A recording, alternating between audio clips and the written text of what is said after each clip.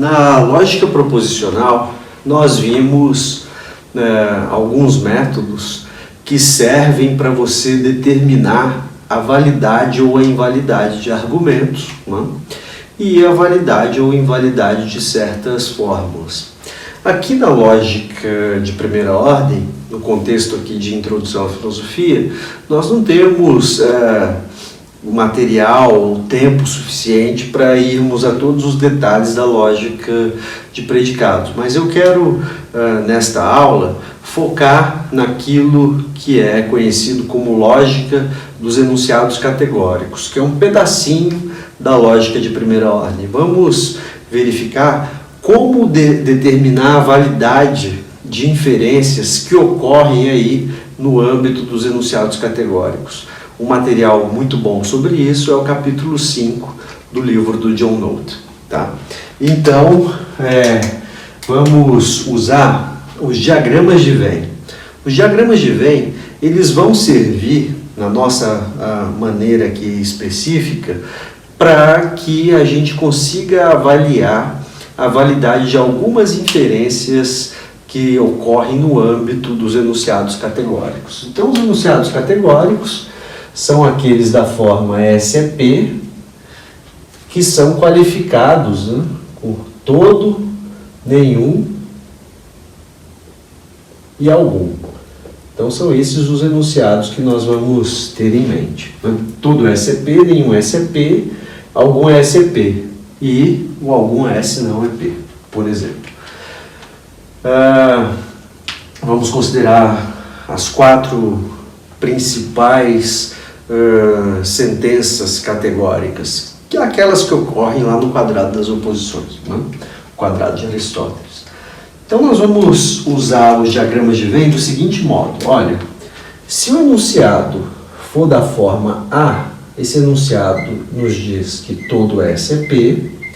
Então nós vamos colocar aqui 2 círculos, tá? 2 círculos com uma interseção.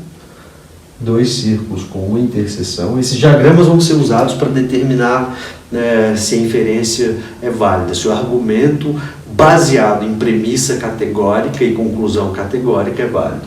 Então isso aqui, digamos, se refere ao conjunto S, isso aqui se refere ao conjunto P. Aqui nos diagramas de Venn, quando nós afirmamos que todo S é P, estamos dizendo então que para todo X, se X tem a propriedade S, ele tem a propriedade P. Quer dizer, não tem ninguém aqui nessa área, todo mundo está aqui. Então nós vamos fazer o seguinte, vamos usar a seguinte notação, vamos sombrear assim, né? Vamos pintar para dizer que aqui não há elementos. Poderíamos até colocar o universo todo aqui, né? Então, de fato, nesse diagrama aqui, tudo que é S é P. Não confunda com aquilo que vocês estudaram lá atrás, porque aqui o que está sombreado significa não há elementos, não existem elementos. Então, de fato, tudo aquilo que sobrou de S, nesse caso, é P, certo? O enunciado da forma E, usando essa mesma ideia, o enunciado da forma E nos diz que nenhum S é P. Não? Nenhum S é P.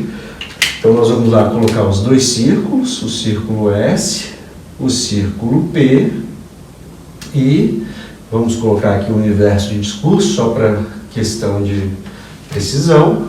Nenhum S é P. Quando a gente faz o sombreado, significa que não há elementos, então nenhum S é P significa que não tem ninguém aqui. Então vamos apagar essa parte. Isso aqui é o diagrama de todo S é P, isso aqui é o diagrama de Venn de nenhum S é P. O enunciado da forma I, que diz lá que algum S é P, nós vamos colocar uma marca existencial nele. Então aqui tem S, tem P, não? Pode colocar aqui o universo de discurso. Está dizendo que existe um objeto que é simultaneamente SP. Enunciados existenciais nós vamos caracterizar como X. Então esse X aqui nos diz que há alguém na interseção. Esse alguém é aquele que é simultaneamente S e P. Tá? Ficou faltando o enunciado da forma O. enunciado da forma O. Então nós vamos ter aqui algum S não é P, algum S não é P.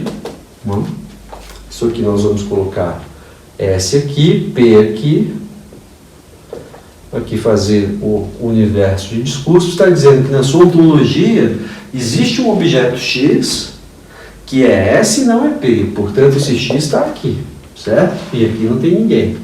Na verdade, aqui você não tem informação, digamos assim, né? Quando está em branco, significa que nós não sabemos o que está acontecendo nessa região.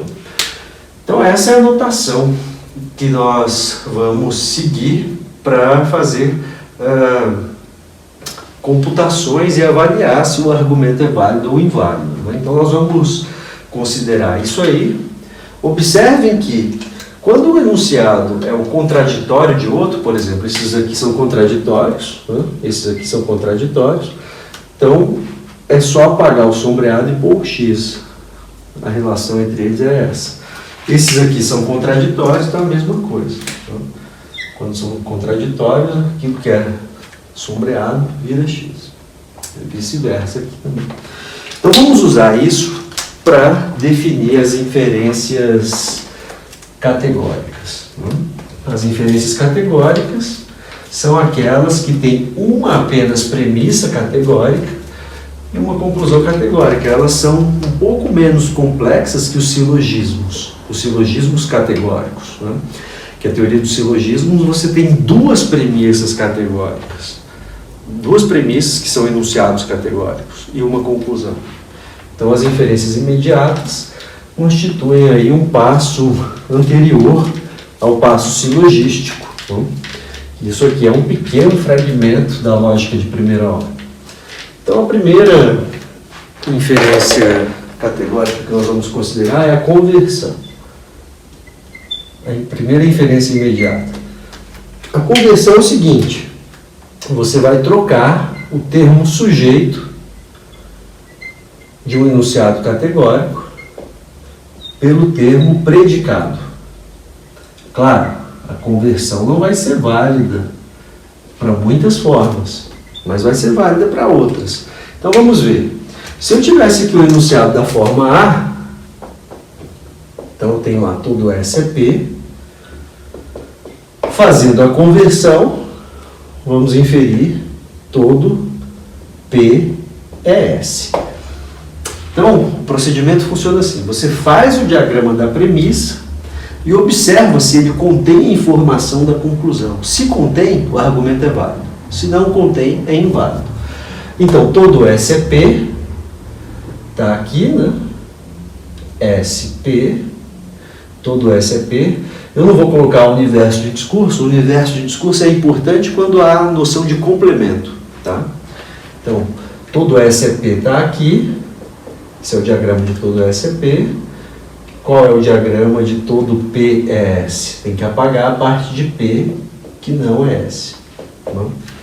Então, os diagramas são distintos, significa que você não vai poder inferir todo P é S de todo S é P. Muito intuitivo isso, né? Todo ser humano é mortal. Todo mortal é ser humano, claramente inválido. Então, a conversão não vale para a forma A. Então, vamos dizer, vamos fazer um X aqui. A conversão não vale para a forma A. Então, podemos agora verificar outras formas, né? Vamos colocar aqui a forma E.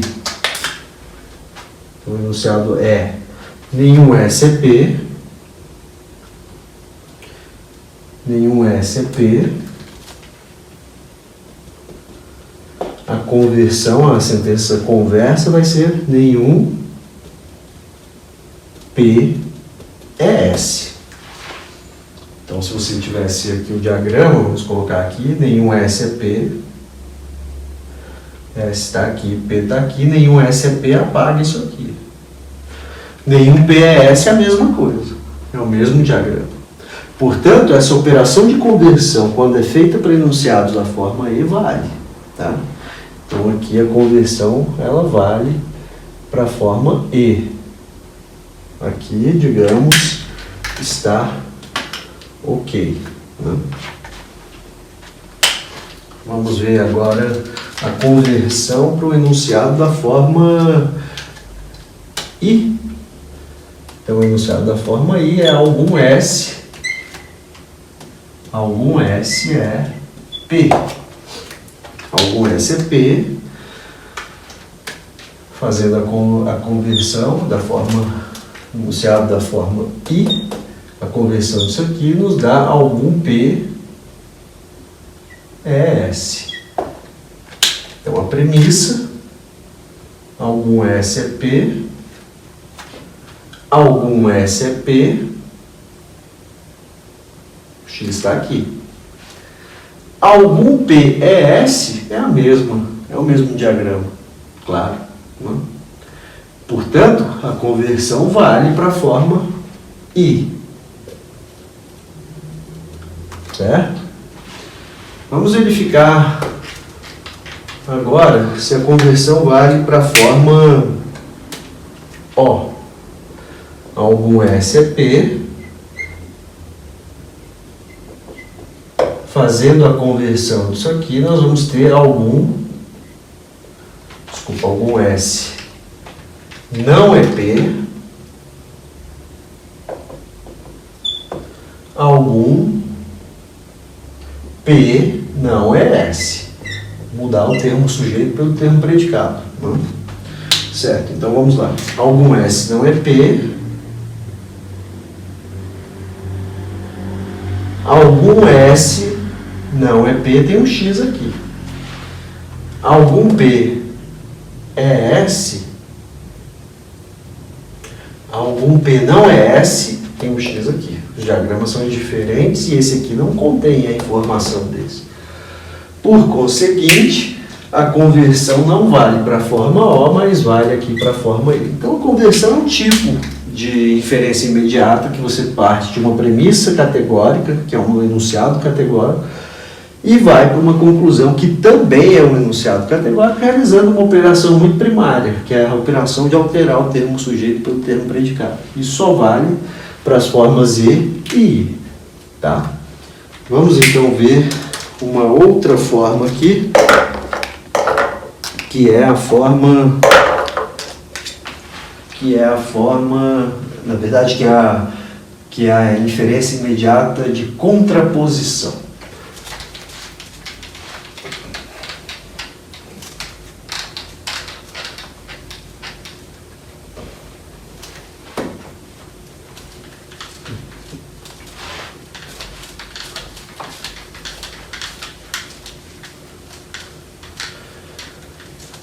Então, contraposição, vamos definir isso assim, né? Você fala, esse nome já apareceu lá na lógica proposicional, já apareceu mesmo, e o que eu vou falar agora lembra a forma modus tollens, a contraposição, né? Então, olha só, a contraposição, você pega o enunciado categórico, e você vai substituir o termo sujeito pelo complemento do termo predicado. E o termo predicado será substituído pelo complemento do termo sujeito. Tá? Então, lembrando aqui que quando você está falando de complemento, você está falando de tudo aquilo que não está no conjunto, né? Aqui nós temos aquela questão lá dos dois níveis, né? Dos dois níveis da negação. Então, quando eu pego aqui, por exemplo, se eu pegasse o enunciado todo S é P, lembrando, você pode substituir SP por qualquer coisa. Todo S é P, eu posso pegar o S e definir o complemento dele, não S. Posso pegar o P e definir o complemento dele, não P. Então, se você tivesse aqui um conjunto S, aqui está o universo, o complemento do S está aqui fora, né? Digamos, o complemento do S é tudo que está aqui fora. Isso aqui é o nosso não S. Então, o complemento aqui nesse caso, ele é um complemento de Ré, porque ele está atuando na classe de objetos. Esse não aqui, que você está aplicando agora, esse não é aplicado à classe de objetos.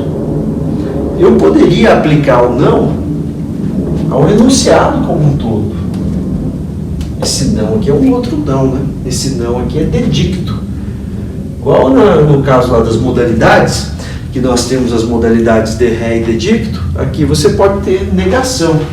A negação aqui, ela nega a sentença como um todo, aqui ela nega só um complemento. Né? Isso aqui é um caso de Ré e dedicto também, só que lá era, quando você escreve o princípio da identidade, para todo x, necessariamente x igual a x, isso aí você está aplicando a necessidade ao x igual a x, então é de Ré. Mas você poderia aplicar a necessidade a toda fórmula e dizer necessariamente para todo x, x igual a x. É o mesmo caso aqui, né? Esses dois níveis de negação, tá? Então, nós vamos pensar a contraposição agora para os enunciados categóricos, fazendo do mesmo modo que nós fizemos ali na conversão. Então, o enunciado da forma A, que é tudo S é P, tudo S é P, usando a técnica de contraposição, isso aqui vai se transformar em todo não P é não S. Vejam, se inverte, né? Reparem que isso aqui, se fosse formalizado, seria assim, né? Para todo x, SX implica PX. Isso aqui seria para todo x, não PX implica não SX. Isso nos lembra essa forma de inferência que está aqui na lógica de primeira ordem, nos lembra evidentemente isso aqui, né, da lógica proposicional. Φ implica psi, não psi implica não φ, que é a contraposição proposicional. Bom, certo? Então o nome tem a ver com isso, né? Pelo processo, pela maneira que é feita a contraposição no interior dos enunciados categóricos. Né? Então aqui nós vamos ter uma contraposição proposicional, mas ela é muito parecida. O processo é praticamente a mesma coisa. Né? Então, a contraposição ela vai ser avaliada do seguinte modo. Vamos fazer os diagramas. Tudo SP está aqui. SP, tudo SP apaga isso aqui. O diagrama da conclusão, como é que é? Vamos colocar aqui o universo, porque agora aparece a noção de complemento. Né? Então vamos ver. Aqui é S, aqui é P. Vejam o seguinte. Aqui nós temos não S. Aqui é não P. Tá? Aqui fora é não S. Aqui fora é não P. Certo? Isso aqui está dizendo que tudo aquilo que é não P é não S. Então, a parte que não P não é não S, nós vamos ter que apagar. Né? E qual é essa parte? Aqui não P é S, nessa região. Nessa regiãozinha aqui, não P é S. Mas não pode ser S, não P. Por quê? Porque tudo que é não P é não S. Então, aqui não P é S, isso aqui eu tenho que apagar. Aqui não tem ninguém. Né? Olha só, o diagrama da premissa é o mesmo diagrama da conclusão. Tudo que sobrou aqui, tudo que é não P aqui, é não S, certo? Aqui é P e é S, então aqui não interessa. Aqui é não S e aqui é não P, aqui é não S e aqui é não P. Então o diagrama ficou com essa forma. Tá? Então a contraposição vale para a forma A.